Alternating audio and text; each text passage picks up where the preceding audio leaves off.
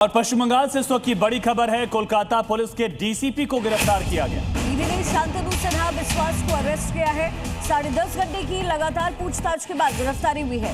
Money laundering मामले में ED ने कार्रवाई की है। ये बड़ी जानकारी इस समय पश्चिम बंगाल से मिल रही है। कोलकाता पुलिस के डीसीपी अरेस्ट किए गए हैं। लंबी पूछताछ हुई। ये पूछताछ शांतनु से लगभग 10 घंटे चली, जिसके बाद अरेस्टिंग हुई।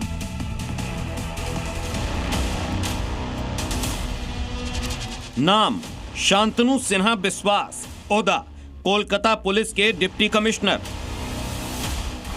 पश्चिम बंगाल की पूर्व मुख्यमंत्री ममता बनर्जी के करीबी माने जाते हैं। अब ईडी के शिकंजे में हैं। जी हां, डिप्टी कमिश्नर शांतनु सिन्हा को ईडी ने गिरफ्तार कर लिया है। ईडी कल सुबह से ही कोलकाता के सीजीओ कॉम्प्लेक्स में शांतनु सिन्हा से पूछताछ कर रही थी, लेकिन 10.5 घंटे से ज्यादा की पूछताछ के बाद उन्हें गिरफ्तार कर लिया गया।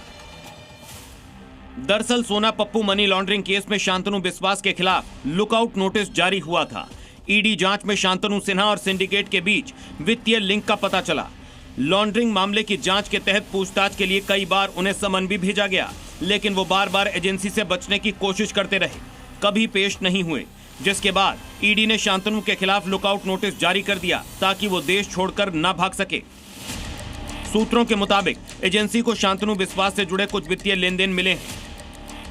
पिछले महीने ईडी ने सोना पप्पू मामले में शांतनु के घर पर छापा भी मारा था। तलाशी अभियान सुबह सुबह शुरू हुआ और रात करीब 2 बजे तक चला था।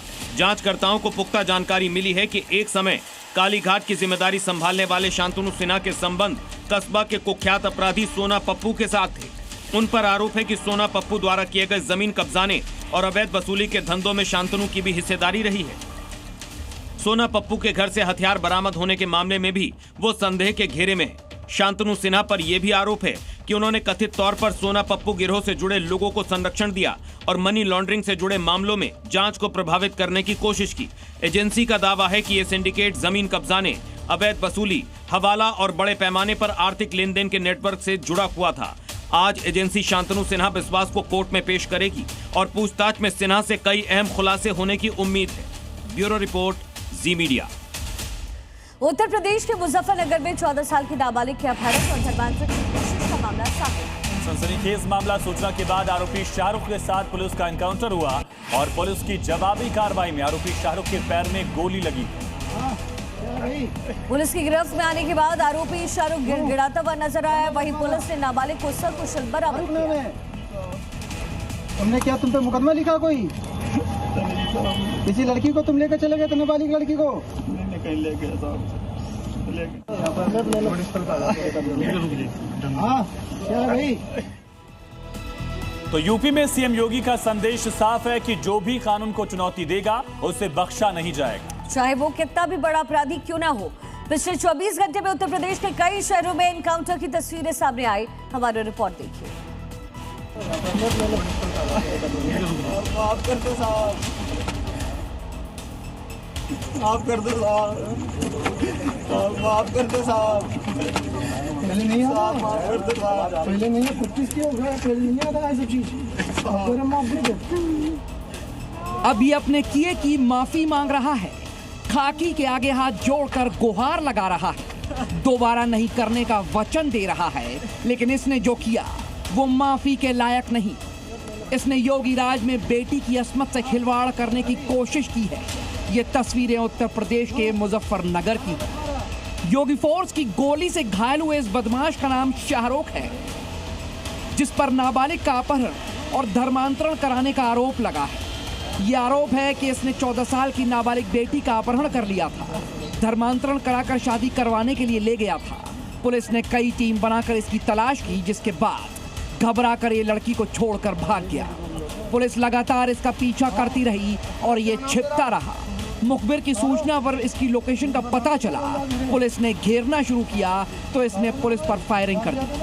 जवाबी कार्रवाई में शाहरुख घायल हो गया। इसके पास से तमंचा और कई कारतूस बरामद हुए हैं। अब पुलिस ये पता लगाने की कोशिश में जुटी है, क्या ये कोई गैंग का सदस्य है।